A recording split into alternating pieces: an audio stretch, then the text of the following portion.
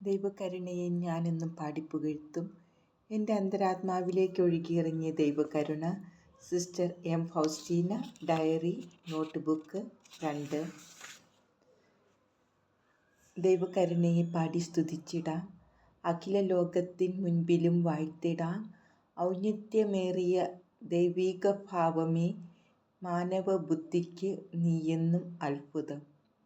ത്രിത്വൈക രഹസ്യത്തിൽ നിന്നു നീ വെളിപ്പെട്ടു. ഉദരത്തിൻ ഫലമെന്ന പോൽ സ്നേഹത്തിൻ മലരായി.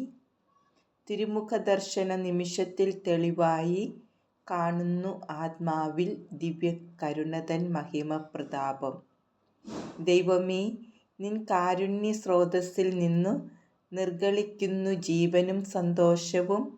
ഈ മഹാരഹസ്യത്തെ ഉൾക്കൊണ്ട സൃഷ്ടികൾ ഉന്മാദം പാടുന്നു നിൻ കാരുണ്യ ഗീതങ്ങൾ. ദൈവകരുണതൻ സാഗരം നമുക്കായി ഒഴുകുന്നു ക്രൂശിലേറിയ ഈശോതൻ ജീവിതത്തിലൂടെ. ഓ പാപിയേ, സന്ദേഹമോ നിരാശയോ ലവലേശം വേണ്ട. ദിവ്യകരുണയിൽ മുങ്ങുക, നിനക്കും വിശുദ്ധി പ്രാപിക്കാം. ഈശോതൻ മുറിവേറ്റ ഹൃദയത്തിൽ നിന്നു നിർഗളിപ്പൂ രശ്മിതൻ രൂപത്തിൽ രണ്ടരുവികൾ. മാലാഖമാർക്കോ ദൂതർക്കോ വേണ്ടിയല്ല, പാപിയാം മർത്യനു രക്ഷാമാർഗമായി. ഓ ദൈവ തിരുമനസ്സേ, എൻ്റെ സ്നേഹമായിരിക്കണമേ. എൻ്റെ ഈശോയെ, ഒരക്ഷരം പോലും എഴുതുവാൻ ഞാൻ ആഗ്രഹിക്കുന്നില്ലെന്നും വിശുദ്ധമായ അനുസരണത്തിൻ കൽപ്പനയാൽ മാത്രമാണ് ഞാനിത് എഴുതുന്നതെന്നും അങ്ങ് അറിയുന്നുവല്ലോ. ദൈവവും ആത്മാവും. ദിവ്യകാരുണ്യത്തിൻ്റെ സിസ്റ്റർ എം ഫൗസ്റ്റീന. ഓ ഈശോയെ, മറഞ്ഞിരിക്കും ദൈവമേ, എൻ്റെ ഹൃദയം അങ്ങയെ അറിയുന്നു. വിരികൾ അങ്ങയെ മറയ്ക്കുന്നുവെങ്കിലും ഞാൻ അങ്ങയെ സ്നേഹിക്കുന്നുവെന്ന് അങ്ങ് അറിയുന്നുവല്ലോ. വിൽന്യൂസ്, നവംബർ 24, 1935. Note book 2. ദൈവം വാഴ്ത്തപ്പെട്ടവനാകട്ടെ. എത്രയും പരിശുദ്ധ ത്രിത്വമേ, പിതാവും പുത്രനും പരിശുദ്ധാത്മാവുമായ ദൈവത്തിൻ്റെ ആന്തരിക ജീവനടങ്ങിയ നിത്യമായ സന്തോഷമേ, അഗ്രാഹ്യമായ അഗാധ സ്നേഹമേ, എല്ലാ സൃഷ്ടികളിലും നിറഞ്ഞു നിന്ന് അവരെ ആനന്ദിപ്പിക്കുന്ന ചൈതന്യമേ, അവിടുത്തെ പരിശുദ്ധ നാമത്തിന് എന്നും എന്നേക്കും സ്തുതിയും പുകഴ്ചയും ഉണ്ടായിരിക്കട്ടെ. ആമേൻ. ഓ എൻ്റെ ദൈവമേ, അവിടുത്തെ ഔന്നത്യവും മഹത്വവും കാണുമ്പോൾ എത്രയോ പ്രതാപവാനായ യജമാനനെയാണ് ഞാൻ സേവിക്കുന്നതെന്നോർത്ത് ആനന്ദിക്കുന്നു. സന്തോഷത്തോടും സ്നേഹത്തോടും കൂടെ അവിടുത്തെ തിരുഹിതം ഞാൻ പൂർത്തിയാക്കട്ടെ. അങ്ങയെ ഞാൻ കൂടുതൽ കൂടുതൽ അറിയും തോറും അവിടുത്തെ സ്നേഹിക്കാനുള്ള അഭിലാഷം എന്നിൽ ജ്വലിച്ചുയരുന്നു. 14-ാം തീയതി വ്യാഴാഴ്ച രാത്രി ആരാധനയുടെ സമയത്ത് ആദ്യം എനിക്ക് പ്രാർത്ഥിക്കാൻ സാധിച്ചില്ല. എന്തോ വിരസത എന്നെ ഗ്രസിച്ചു. ഈശോയുടെ അതിദാരുണമായ പീഡാനുഭവത്തെപ്പറ്റി ധ്യാനിക്കുവാൻ സാധിക്കാത്തതുകൊണ്ട് ഞാൻ സാഷ്ടാംഗം പ്രണമിച്ച് ലോകപാപങ്ങൾക്കെല്ലാം പരിഹാരമായി ഈശോയുടെ അതിദാരുണമായ പീഡാനുഭവത്തെ സ്വർഗീയ പിതാവിന് സമർപ്പിച്ചു. ഈ പ്രാർത്ഥനയ്ക്ക് ശേഷം എഴുന്നേറ്റ് മുട്ടുകുത്തുവാൻ തുടങ്ങിയപ്പോൾ ചമ്മട്ടിയടിയേറ്റ രൂപത്തിൽ ഈശോ എൻ്റെ അടുക്കൽ നിൽക്കുന്നതായി ഞാൻ ദർശിച്ചു. ഈശോയുടെ കയ്യിലുണ്ടായിരുന്ന തൂവെള്ള വസ്ത്രം എന്നെ അണിയിക്കുകയും ഒരു ചരട് എൻ്റെ അരയിൽ കെട്ടുകയും ചെയ്തു. അതിനുശേഷം പീഡാനുഭവ സമയത്ത് അവിടത്തേക്കുണ്ടായിരുന്നതുപോലുള്ള ഒരു ചുവന്ന മേലങ്കിയും ശിരോവസ്ത്രവും എന്നെ ധരിപ്പിച്ചു. അവിടുന്ന് എന്നോട് പറഞ്ഞു, ഇതുപോലെയായിരിക്കണം നിൻ്റെയും സഹോദരിമാരുടെയും സഭാവസ്ത്രം. ജനനം മുതൽ കുരിശുമരണം വരെയുള്ള എൻ്റെ ജീവിതമായിരിക്കണം നിങ്ങളുടെ നിയമങ്ങൾ. എന്നിൽ ദൃഷ്ടികൾ ഉറപ്പിച്ച് അവിടെ കാണുന്നത് പോലെ നീ ജീവിക്കണം. വളരെ ആഴത്തിൽ എൻ്റെ അരൂപിയിലേക്ക് ആഴ്ന്നിറങ്ങി ഞാൻ ഹൃദയശാന്തതയും എളിമയും ഉള്ളവനാണെന്ന് നീ മനസ്സിലാക്കണം.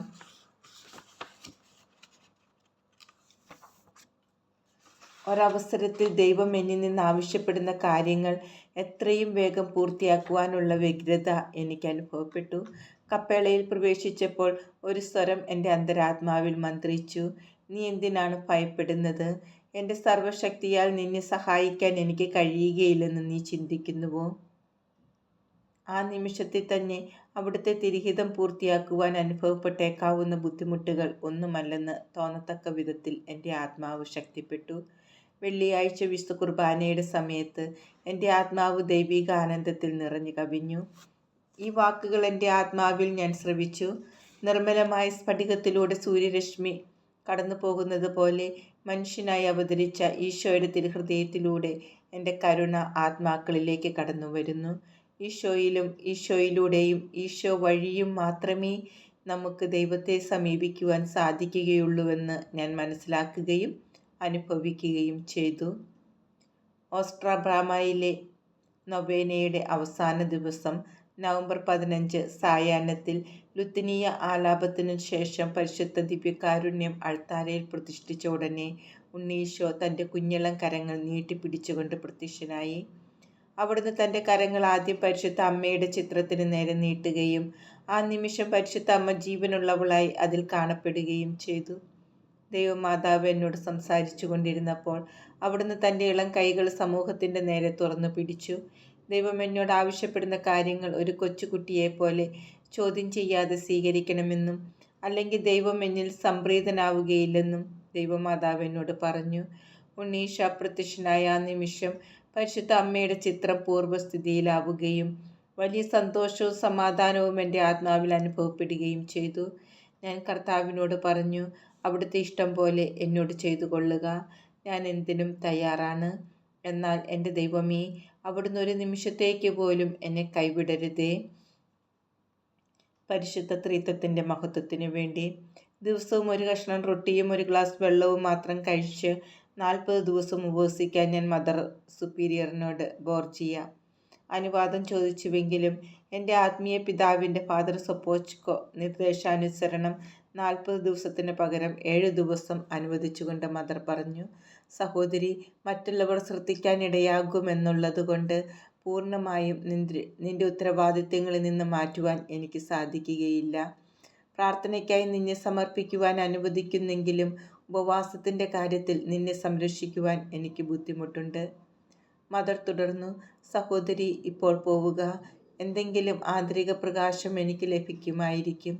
ഞായറാഴ്ച രാവിലെ ഭക്ഷണ സമയത്ത് അതിഥികളെ സ്വീകരിക്കാനായി മദർ സുപ്പീരിയർ എന്നെ നിയോഗിച്ചപ്പോൾ എനിക്ക് ഉപവസിക്കാൻ ഒരവസരം ലഭിക്കട്ടെ എന്ന് കരുതിയിട്ടുണ്ടാവണം.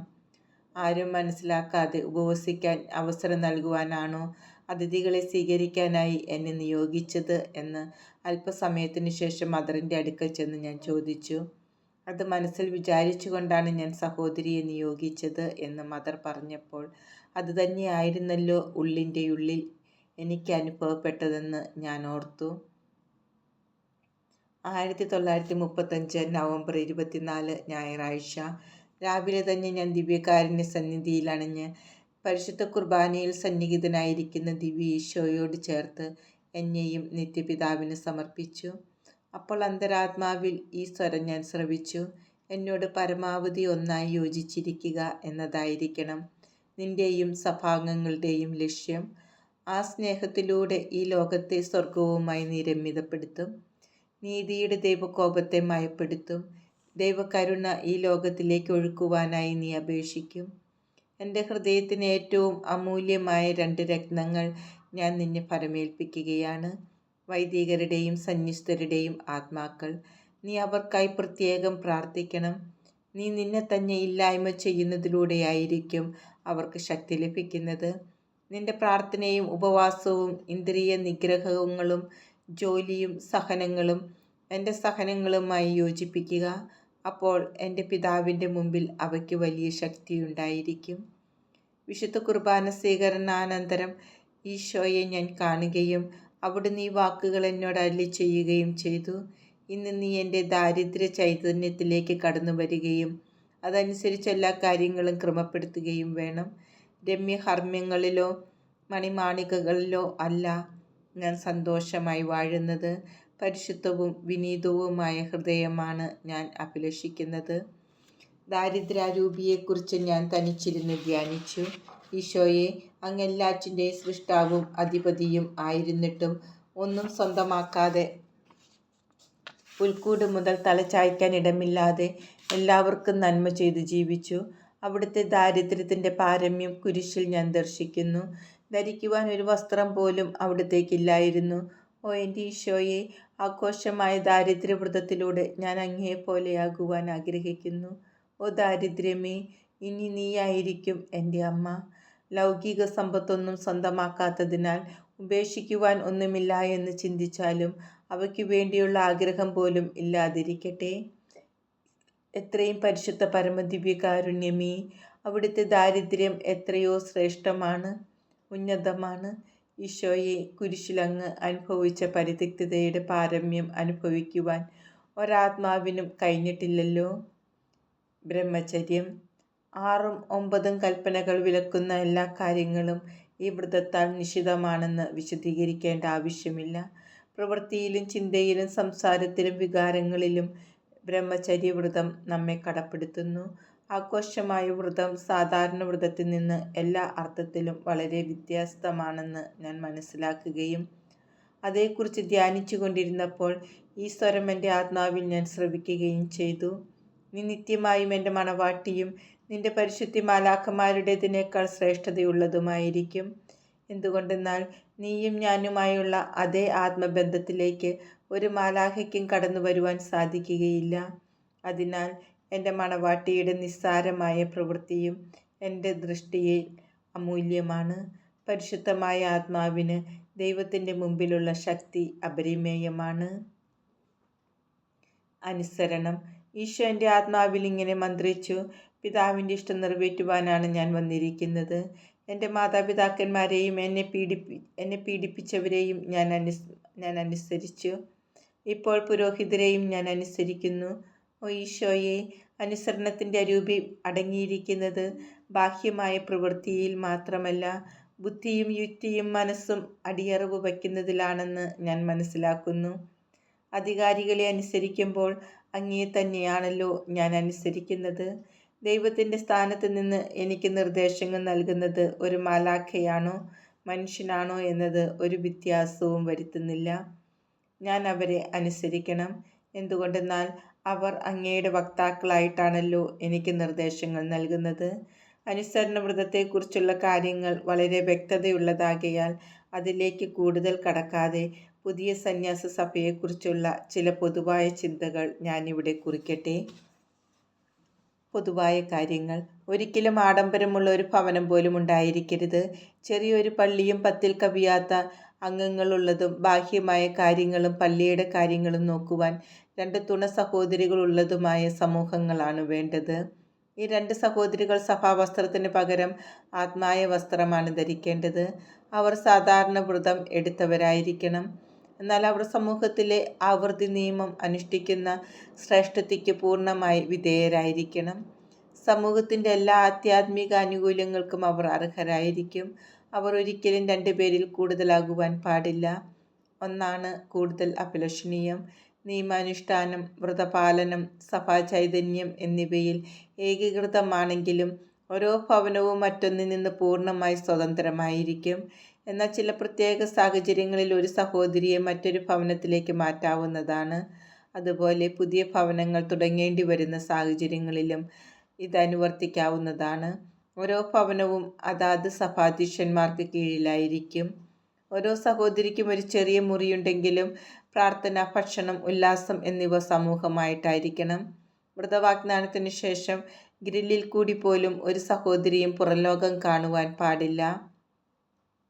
കറുത്ത കട്ടിയുള്ള തുണി കൊണ്ട് ഗ്രില്ല് മറച്ചിരിക്കണം. സംസാരങ്ങൾ കർശനമായി മിതപ്പെടുത്തണം. പുറം ലോകത്തിനറിയാതെയും പുറം ലോകത്തെ അറിയാതെയും അവൾ മരിച്ചവളെ പോലെയായിരിക്കണം. സ്വർഗത്തിനും ലോകത്തിനും ഇടയിൽ നിന്ന് ലോകം മുഴുവനും വേണ്ടി ദൈവത്തിൻ്റെ കാരുണ്യം അവൾ സദാ യാചിക്കണം. പുരോഹിതർ തങ്ങൾക്ക് ലഭിച്ചിരിക്കുന്ന ശ്രേഷ്ഠമായ വിളിക്കനുസൃതം ലൗകിക ആകർഷണങ്ങൾക്കതീതമായി നിർമ്മലരായി ജീവിക്കുവാനും അവരുടെ വാക്കുകൾ ഫലദായകമാകുവാനും വേണ്ടി അവൾ തൻ്റെ പ്രാർത്ഥനയും പരിത്യാഗവും വഴി പുരോഹിതരെ ശക്തിപ്പെടുത്തണം. ഇങ്ങനെയുള്ള ആത്മാക്കൾ എണ്ണത്തിൽ കുറവാണെങ്കിലും അവർ വളരെ ധീരതയുള്ളവരായിരിക്കും. ഭീരുക്കളും സ്ഥിരതയില്ലാത്തവരുമായ ആത്മാക്കൾക്ക് ഈ ഭവനത്തിൽ സ്ഥാനമില്ല. സഹോദരിമാരുടെ ഇടയിൽ മദർ, ബഹുമാനിതർ, ആദരണീയർ തുടങ്ങിയ യാതൊരു വിധത്തിലുള്ള തരംതിരിവുകളും പാടില്ല. ഈശോ ആരായിരുന്നുവെന്നും അവൻ തന്നെ തന്നെ എത്രമാത്രം താഴ്ത്തിയെന്നും ആരുമായാണ് അവൻ അടുത്തിടപഴകിയതെന്നും നമുക്കറിയാം. സഹോദരിമാരുടെ സഭാവസ്ത്രം ബാഹ്യമായ ഒരു അടയാളം എന്നതിലുപരി ഈശോയുടെ പീഡാനുഭവത്താലും അവൻ വഹിച്ചിരുന്ന അടയാളങ്ങളാലും തിരസ്കരണങ്ങൾ, അവഹേളനങ്ങൾ, സഹനങ്ങൾ തങ്ങളെ തന്നെ മുദ്രിതരാക്കേണ്ടതുമാണെന്ന് അനുസ്മരിപ്പിക്കുന്നതായിരിക്കണം. ഓരോരുത്തരും ഏറ്റവും ഉന്നതമായ ആത്മപരിത്യാഗത്തിനായി സ്ഥിരം പരിശ്രമിക്കുകയും സത്യമായ എളിമയെ സ്നേഹിക്കുകയും വേണം. സ്വയം കണ്ടെത്തി ഇങ്ങനെ അഗാധമായ എളിമയിൽ ജീവിക്കുന്നവർക്ക് മാത്രമേ മറ്റുള്ളവരെ നയിക്കാനുള്ള കഴിവുണ്ടായിരിക്കുകയുള്ളൂ. ദൈവം നമ്മെ വിളിച്ചിരിക്കുന്നത് അവിടുത്തെ കാരുണ്യത്തിൽ പങ്കുകാരാകുവാൻ മാത്രമല്ല, അവിടുത്തെ തിരഞ്ഞെടുക്കപ്പെട്ട ആത്മാക്കളെ മുതൽ ഒരിക്കലും അവിടുത്തെ അറിഞ്ഞിട്ടില്ലാത്ത ആത്മാക്കളെ വരെ ഗാഢമായി സ്നേഹിച്ചുകൊണ്ട് അവിടുത്തെ കരുണ പകർന്നു നൽകുവാൻ കൂടിയാണ്. പ്രാർത്ഥനയും ഇന്ദ്രിയ നിഗ്രഹവും വഴി ഏറ്റവും അപരിഷ്കൃതരും അവിശ്വാസികളുമായവരുടെ ഇടയിലേക്ക് പോലും കടന്നു ചെല്ലുവാൻ മിഷണറിമാർക്ക് നമ്മൾ വഴിയൊരുക്കി കൊടുക്കണം. യുദ്ധത്തിൽ മുന്നണി പോരാളികൾക്ക് എല്ലാ സഹായവും ബലവും നൽകുന്ന പിന്നണി സൈന്യത്തിൻ്റെ സഹകരണമില്ലാതെ യുദ്ധം ചെയ്യുവാൻ സാധിക്കുകയില്ല. അതുപോലെ മിഷണറിമാർക്ക് നമ്മുടെ പ്രാർത്ഥനകളും പരിത്യാഗ ജീവിതവും വഴി പിന്നണി സൈന്യമായി നാം മാറണം. അതിനാൽ നാം ഓരോരുത്തരും പ്രേക്ഷിത ചൈതന്യത്താൽ സമുന്നതരായിരിക്കണം. സായാഹ്നത്തിൽ ഞാൻ എൻ്റെ കൊച്ചുമുറിയിൽ എഴുതിക്കൊണ്ടിരുന്നപ്പോൾ ഈ ശബ്ദം ശ്രവിച്ചു: നീ ഈ സഭ വിട്ടു പോകരുത്. അല്പമെങ്കിലും സ്വയം സ്നേഹം നിനക്കുണ്ടാവണം. അത്ര വലിയ സഹനങ്ങളാണ് നിന്നെ കാത്തിരിക്കുന്നത്. സ്വരം കേട്ട ഭാഗത്ത് ഒന്നും കാണാത്തതിനാൽ ഞാൻ എൻ്റെ ജോലി തുടർന്നു. പെട്ടെന്നൊരു ബഹളവും ഈ വാക്കുകളും ഞാൻ ശ്രവിച്ചു: നീ പോയാൽ ഞങ്ങൾ നിന്നെ നശിപ്പിക്കും. ദയവായി ഞങ്ങളെ ഉപദ്രവിക്കരുത്. ചുറ്റും നിരീക്ഷിച്ചപ്പോൾ കുറേ വികൃത രൂപങ്ങൾ കണ്ടു. ഞാൻ ആത്മന കുരിശു വരച്ചപ്പോൾ അവ അപ്രത്യക്ഷമായി. എത്രയോ വൃത്തികെട്ട വിരൂപനാണ് സാത്താൻ. നിത്യനാശത്തിൽപ്പെട്ട പാവം ആത്മാക്കൾ അവൻ്റെ സഖിത്വം സഹിക്കണം. അവൻ്റെ രൂപം കാണുന്നത് പോലും നരകത്തിലെ എല്ലാ പീഡകളേക്കാൾ വെറുപ്പുളവാക്കുന്നതാണ്.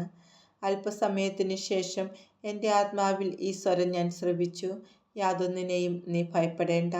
എൻ്റെ തിരുമനസ്സിന് വിരുദ്ധമായി ഒന്നും നിനക്ക് സംഭവിക്കുകയില്ല. ഈ ദൈവിക നിമന്ത്രണത്താൽ അതിസ്വാഭാവികമായ ഒരു ശക്തിയാൽ എൻ്റെ ആത്മാവ് നിറഞ്ഞു. ഞാൻ ആനന്ദമഗ്നയായി. ദൈവം എത്രയോ നല്ലവൻ. പോസ്റ്റുലൻസി. പ്രവേശനത്തിനുള്ള പ്രായപരിധി 15-നും 30-നും ഇടയ്ക്ക് പ്രായമുള്ള ഏതൊരു വ്യക്തിയും ആദ്യമായി അവളുടെ സ്വഭാവവും ഉദ്ദേശശുദ്ധിയും മനസ്സിലാക്കണം. കർത്താവിൻ്റെ കാൽപ്പാടുകളെ ആനന്ദത്തോടും സ്നേഹത്തോടും കൂടി പിൻചെല്ലാനുള്ള ധൈര്യവും ആത്മബലവും ഉണ്ടായിരിക്കണം. കാരണം സന്തോഷവാനായ ദാതാവിനെയാണ് ദൈവം സ്നേഹിക്കുന്നത്. അവർ ലോകത്തെയും തന്നെയും ഉപേക്ഷിക്കണം. പ്രതിദാനത്തിൻ്റെ കുറവ് സഭാപ്രവേശനത്തിന് ഒരിക്കലും തടസ്സമാകരുത്. സന്യാസാർത്ഥിയെ സംബന്ധിക്കുന്ന എല്ലാ ഔദ്യോഗിക കാര്യങ്ങളും വ്യക്തമായിരിക്കണം. സങ്കീർണ പ്രശ്നങ്ങളുള്ളവരെ പ്രവേശിപ്പിക്കരുത്. വിഷാദശീലരും പകർച്ചവ്യാധികളുള്ളവരും സ്വഭാവസ്ഥിരതയില്ലാത്തവരും സംശയ മനസ്ഥിതിക്കാരും സന്യാസ ജീവിതത്തിന് ചേർന്നവരല്ല. അവർക്ക് പ്രവേശനം നൽകരുത്. സന്യാസാർത്ഥികന്യകളെ സ്വീകരിക്കുമ്പോൾ വളരെയധികം ശ്രദ്ധ വേണം. കാരണം അയോഗ്യയായ ഒരംഗത്തിന് ആ സമൂഹത്തിൻ്റെ മുഴുവൻ ചൈതന്യവും ചോർത്തിക്കളയുവാൻ സാധിക്കും. പോസ്റ്റുലൻസിയുടെ കാലാവധി 1 വർഷമാണ്. ഈ കാലഘട്ടത്തിൽ സന്യാസാർത്ഥിനിയും പരിശീലകയും സമർപ്പിത ജീവിതത്തോട് അവൾക്ക് ആഭിമുഖ്യമുണ്ടോ എന്നും അവൾ അതിന് അനുരൂപയാണോ എന്നും പരീക്ഷിച്ചറിയുന്നു. അർത്ഥിനി സ്വഭാവ സ്ഥിരതയും ദൈവസ്നേഹത്തിനുള്ള അതിയായ ആഭിമുഖ്യവും പ്രകടിപ്പിക്കയാൽ അവളെ 1 വർഷത്തിനു ശേഷം നോവിഷ്യറ്റിലേക്ക് പ്രവേശിപ്പിക്കാവുന്നതാണ്. നോവിഷ്യറ്റ് കാലഘട്ടം ഇടമുറിയാതെ 1 വർഷത്തേക്ക് നീണ്ടു നിൽക്കുന്നതാണ്. വ്രതബദ്ധ ജീവിതത്തിൻ്റെ കടമകളെപ്പറ്റിയും സുഹൃദാഭ്യാസത്തിൻ്റെ ആവശ്യകതയെക്കുറിച്ചും നോവിസസ് ഈ കാലഘട്ടത്തിൽ പഠിക്കുന്നു. പരിപക്വമായ ഒരു രൂപവൽക്കരണം നൽകുവാൻ പരിശീലക വളരെയധികം ശ്രദ്ധിക്കുകയും എളിമ അഭ്യസിക്കുന്നതിന് അവൾ നോവിസസിനെ പരിശീലിപ്പിക്കുകയും വേണം. കാരണം വ്രതങ്ങൾ വിശ്വസ്തയോടെ പാലിക്കപ്പെടുന്നത് എളിമയുള്ള ഹൃദയങ്ങളിലാകയാൽ വിശ്വസ്തരായ ആത്മാക്കളുടെ മേൽ ദൈവം ചൊരിയുന്ന ഉന്നതമായ അനുഗ്രഹങ്ങൾ പ്രാപിക്കാൻ അവർ യോഗ്യരാവുകയും ചെയ്യും. നോവിസസ് സ്വന്തം പരിപൂർണതയ്ക്കായി സ്വയം അർപ്പിക്കേണ്ട കാലഘട്ടമാകയാൽ ബാഹ്യവ്യഗ്രതകൾക്ക് ഇടവരാവുന്ന ഒരു ഉത്തരവാദിത്വവും അവരെ ഏൽപ്പിക്കരുത്. സഭാ നിയമങ്ങളും ജീവിതക്രമങ്ങളും ഇവർ വളരെ കൃത്യമായി പാലിക്കണം. ഒരു വർഷത്തെ നോവിഷ്യറ്റിന് ശേഷം നോവിസസ് സന്യാസ ജീവിതത്തിൽ വിശ്വസ്തരും അതിന് യോഗ്യരുമാണെന്ന് മനസ്സിലാക്കിയാൽ ഒരു വർഷത്തേക്ക് വ്രതം ചെയ്യാൻ അവരെ അനുവദിക്കണം. തുടർന്നുള്ള 3 വർഷ കാലഘട്ടത്തിൽ ഓരോ വർഷവും ഇപ്രകാരം വ്രതം ചെയ്യേണ്ടതാണ്. ഉത്തരവാദിത്തപ്പെട്ട ജോലികളിൽ ഈ കാലഘട്ടത്തിൽ ഏർപ്പെടുന്നുവെങ്കിലും അവർ ഇപ്പോഴും നോവിഷ്യറ്റിൽ തന്നെയാണ്. ആഴ്ചയിലൊരിക്കൽ മറ്റു നോവിസസിനോടൊപ്പം സമ്മേളിക്കണം. എന്നാൽ അവർ ആഘോഷമായ നിത്യവ്രതം ചെയ്യുന്നതിനു വേണ്ടി അവസാനത്തെ 6 മാസം പൂർണ്ണമായും നോവിഷ്യറ്റിൽ തന്നെയായിരിക്കണം.